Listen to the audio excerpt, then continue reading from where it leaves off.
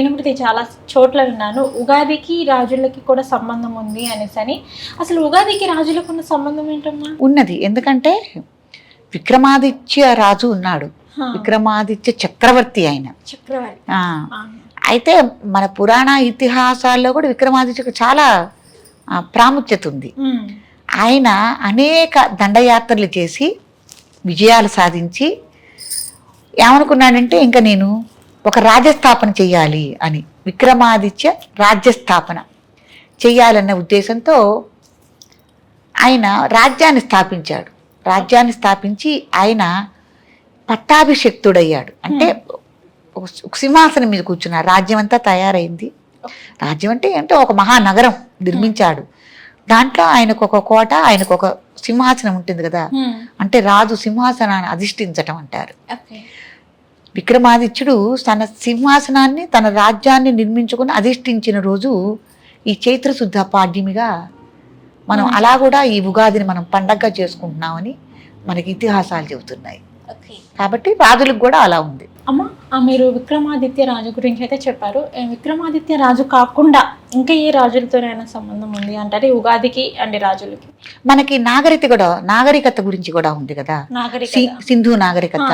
నాగరికత టైంలో కూడా మనకి ఈ సింధు నాగరికత సంబంధించిన వాళ్ళల్లో కూడా అప్పుడు కూడా ఈ ఉగాది పండుగని విశేషంగా చేసుకున్నారు అని మనకి చెప్తుంది, ఒక చరిత్ర చెప్తుంది. అప్పుడు వాళ్ళు ఎలా చేసేవాళ్ళంటే ఒక వెదురు కర్రని తీసుకుని ధ్వజారోహణం అని చేసేవాళ్ళు ఈ ఉగాది రోజున. ధ్వజారోహణం, ఆ వెదురు కర్రని తీసుకుని వాకిలి ముందు పాతి పెట్టి ఆ చివర వెదురు బొంగుకి చివర ఒక నారికేళాన్ని, అంటే ఒక కొబ్బరికాయ నుంచి కలిసింకుమల్లె, ఆ కొబ్బరికాయ మీద జాకెట్ ముక్క నుంచి కలిసింకుమల్లెనే దాన్ని ఈ మామిడాకులు వేప మండలతో అలంకరించి, పూలతో అలంకరించి ధ్వజారోహణం చేసేవాళ్ళు. అంటే ఈ ఉగాదికి నాందిగా ముందుకు శుభంగా ధ్వజారోహణం చేసి దాన్ని పూజించేవాళ్ళు. ఇప్పుడు మనం కనుక వసంత నవరాత్రులు, దేవీ నవరాత్రులు, అట్లాగే శ్రీరామ నవరాత్రులు, గణపతి నవరాత్రులు ఎలా చేసుకుంటున్నామో ఆ రోజుల్లో విశేషంగా ఇవి చేసేవాళ్ళు, ఈ ఉగాదిని అలా వాళ్ళు చేసేవాళ్ళు అనమాట. చేసిన తర్వాత వాళ్ళు ఏం చేసేవాళ్ళంటే, ఇప్పుడు మనం నగర సంకీర్తన చేస్తాం కదమ్మా, వాళ్ళు 4-5 రకాలుగా చేసేవాళ్ళు ఈ పండగని, ఉగాది పండగని. మనం ఒక రకంగా జరుపుకుంటే వాళ్ళు ఇంకా 4-5 రకాలు చేసేవాళ్ళు. చేసినప్పుడు వాళ్ళు ఏం చేసేవాళ్ళంటే, ఇప్పుడు మనకి ప్రతి సంవత్సరానికి ఒక నామం అనేది ఉంది కదా, ఇప్పుడు మనకు వచ్చేది శ్రీ విశ్వావసు నామ సంవత్సరం కదా, వాళ్ళు నగర సంకీర్తన చేసినట్టు ఉదయాన్నే మనం స్నానాది కార్యక్రమాలు ముగించుకుని ధ్వజారోహణం చేసి నగర సంకీర్తనగా దీన్ని ప్రచారం చేసేవాళ్ళు, గ్రామం మొత్తం తిరిగి. అట్లా చేసి విశ్వావసు నామ సంవత్సరం వస్తుందని నగర సంకీర్తనగా చేసేవాళ్ళు. తర్వాత ఇంకోటి ఏం చేసేవాళ్ళు అంటే, ఇదే రోజున పూర్ణ కుంభదానం అని బ్రాహ్మలకి పూర్ణ కుంభదానం ఒకటి చేసుకునేవాళ్ళు. అది ఎట్లా అంటే ఎవరి శక్తికి వాళ్ళకు అనుసరించి మట్టితో చేసిన దాన్ని ముంత అంటారు.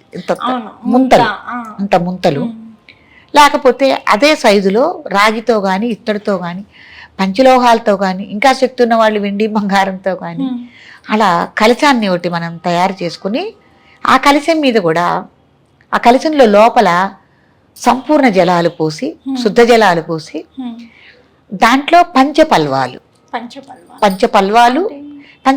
అంటే మేరేడు, మరి మామిడి, అంటే మేడి, ఫలాలు, పల్వాలు అంటే ఆకులు. అంటే అటు ముదురాకు కాకుండా లేత ఆకు కాకుండా ఒక రకంగా ఉన్నదాన్ని పల్వము అంటారు.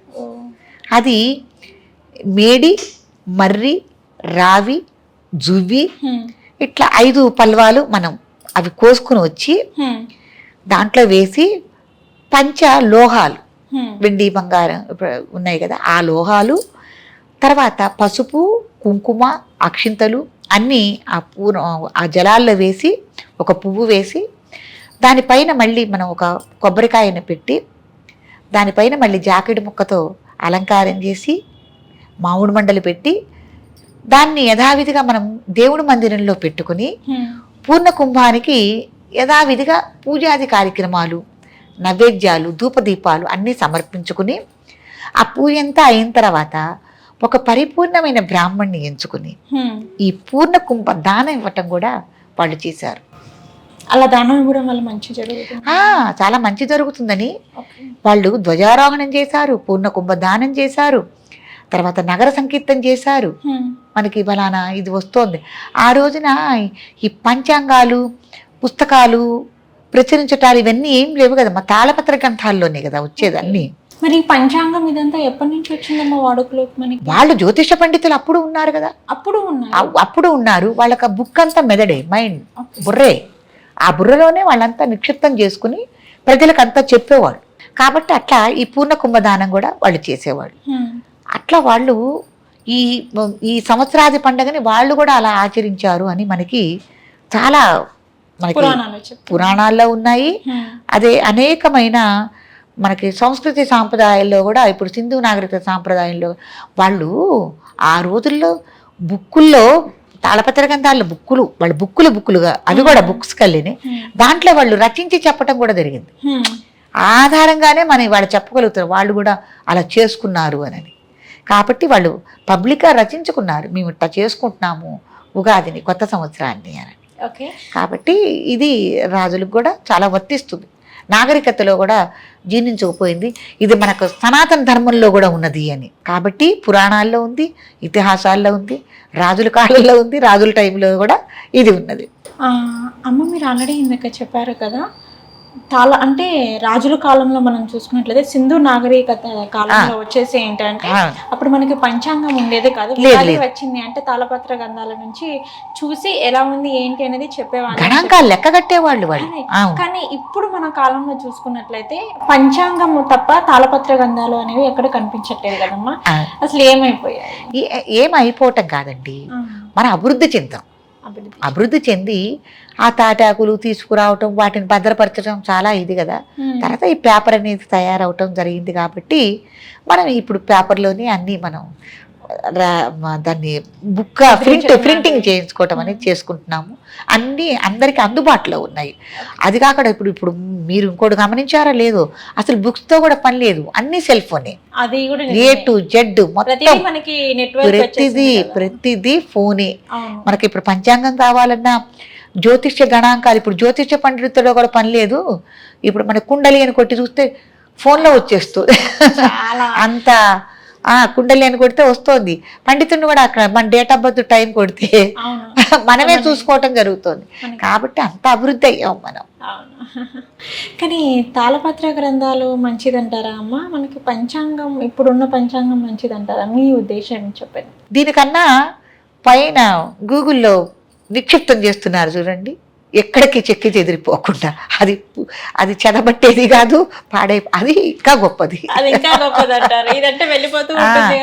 గూగుల్ అమ్మ తల్లి అక్కడ నిక్షిప్తం చేస్తోంది. మనం 100 ఫోటోలు దిగినా అక్కడ ఉంటున్నాయి, ఈ వీడియోలు తీసుకున్నా అక్కడ ఉంటున్నాయి. ఓకే, మనం ఎప్పుడు కొట్టుకున్నా కూడా అది ఇంకా గొప్పది కదా. షేర్ చేయండి, లైక్ చేయండి, సబ్స్క్రైబ్ చేయండి. మరిన్ని వీడియోల కోసం బెల్ సింబల్ పై క్లిక్ చేయండి.